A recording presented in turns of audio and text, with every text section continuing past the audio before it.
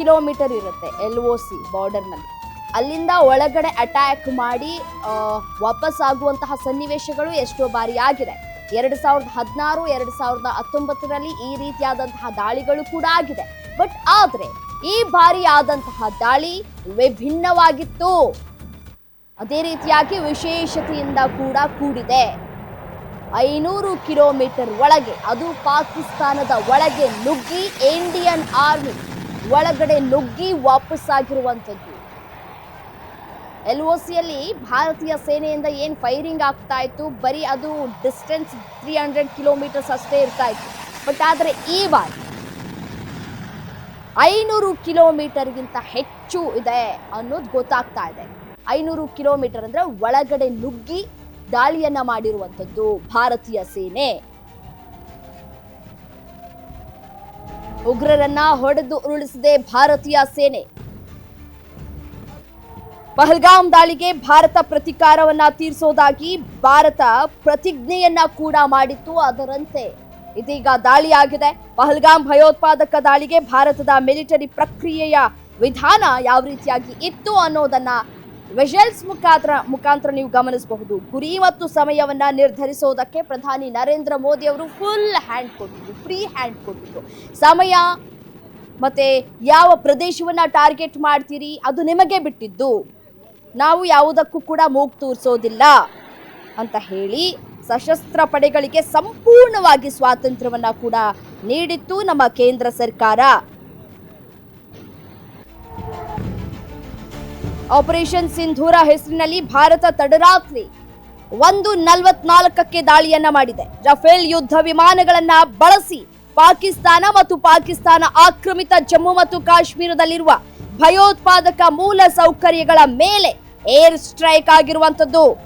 ಈ ದಾಳಿಗಳಲ್ಲಿ 30ಕ್ಕೂ ಹೆಚ್ಚು ಉಗ್ರರು ಮೃತಪಟ್ಟಿರೋದಾಗಿ ಮೊದಲಿಗೆ ಅಪ್ಡೇಟ್ ಬಂತು. ಅದಾದ ನಂತರ 70 ಜನ ಮೃತಪಟ್ಟಿದ್ದಾರೆ ಅನ್ನೋದು ಗೊತ್ತಾಗ್ತಾ ಇತ್ತು. ಈಗ ಬರ್ತಾ ಇರುವಂತಹ ಅಪ್ಡೇಟ್ 80ಕ್ಕೂ ಹೆಚ್ಚು ಜನರು ಸಾವನ್ನಪ್ಪಿದ್ದಾರೆ, ಉಗ್ರರು ಸಾವನ್ನಪ್ಪಿದ್ದಾರೆ ಅನ್ನೋದು ಗೊತ್ತಾಗ್ತಾ ಇದೆ.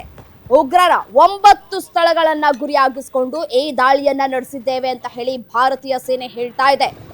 ಯಾವುದೇ ಪಾಕಿಸ್ತಾನಿ ಮಿಲಿಟರಿ ನೆಲೆಗಳನ್ನ ಗುರಿಯಾಗಿಸಿ ದಾಳಿಯನ್ನ ನಡೆಸಿಲ್ಲ ಅನ್ನೋದನ್ನ ಕೂಡ ಸ್ಪಷ್ಟಪಡಿಸಿದೆ ಭಾರತೀಯ ಸೇನೆ.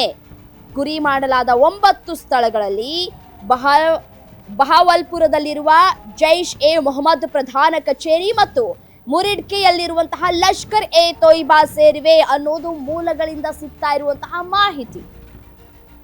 ಇಲ್ಲಿ ಟಾರ್ಗೆಟ್ ಆಗ್ತಾ ಇರೋದು ಉಗ್ರರ ನೆಲೆಗಳ ಮೇಲೆ ಅನ್ನೋದು ಪದೇ ಪದೇ ನಾವು ನಿಮ್ಗೆ ಹೇಳ್ತಾ ಇದ್ದೀವಿ. ಇದು ನಾವು ಪಾಕಿಸ್ತಾನಿ ಮಿಲಿಟರಿ ನೆಲೆಗಳನ್ನ ಗುರಿಯಾಗಿಸಿ ದಾಳಿ ಮಾಡಿರೋದಲ್ಲ. ಅದರ ಬದಲಾಗಿ ಬಹಾವಲ್ಪುರದಲ್ಲಿರುವ ಜೈಷ್ ಎ ಮೊಹಮ್ಮದ್ ಪ್ರಧಾನ ಕಚೇರಿ ಮತ್ತು ಮುರಿಡ್ಕೆಯಲ್ಲಿರುವಂತಹ ಲಷ್ಕರ್ ಎ ತೊಯ್ಬಾ ಆ ಒಂದು ನೆಲೆಗಳು, ಆ ಒಂದು ಮೂಲಗಳನ್ನ ಗುರಿಯಾಗಿಸ್ಕೊಂಡು ಟಾರ್ಗೆಟ್ ಮಾಡಿರೋದು. ನೋಡಿ, ಮಿಸೈಲ್ಗಳು ಯಾವ ರೀತಿಯಾಗಿ ದಾಳಿ ಆಗ್ತಾ ಇತ್ತು, ಕ್ಷಿಪಣಿಗಳು ಯಾವ ರೀತಿಯಾಗಿ ದಾಳಿ ಮಾಡ್ತಾ ಇದ್ವು ಅನ್ನೋದನ್ನ ಗಮನಿಸ್ತಾ ಇದ್ರಿ. ಎತ್ತ ಕಡೆ ನೋಡಿದ್ರು ಕೂಡ ಬರೀ ಸೌಂಡ್ ಸಿಗ್ತಾ ಇದೆ. ಡಮ್ ಡಮ್ ಡಮಾರ್ ಅನ್ನುವಂತಹ ಸೌಂಡ್ಗಳು ಕೇಳಿ ಸಿಗ್ತಾ ಇದೆ.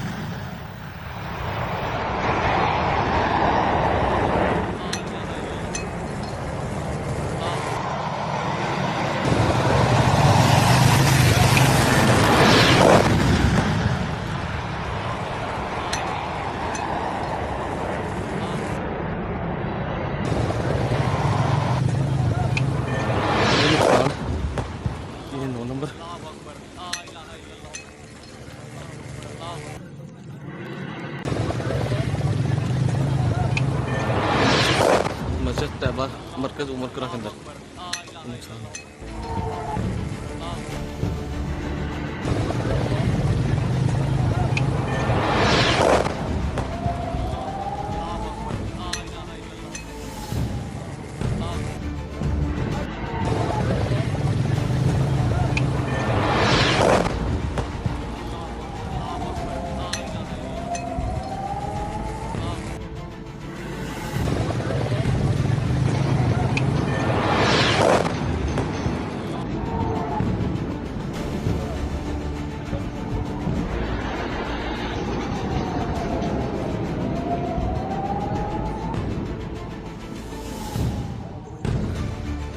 नुकसान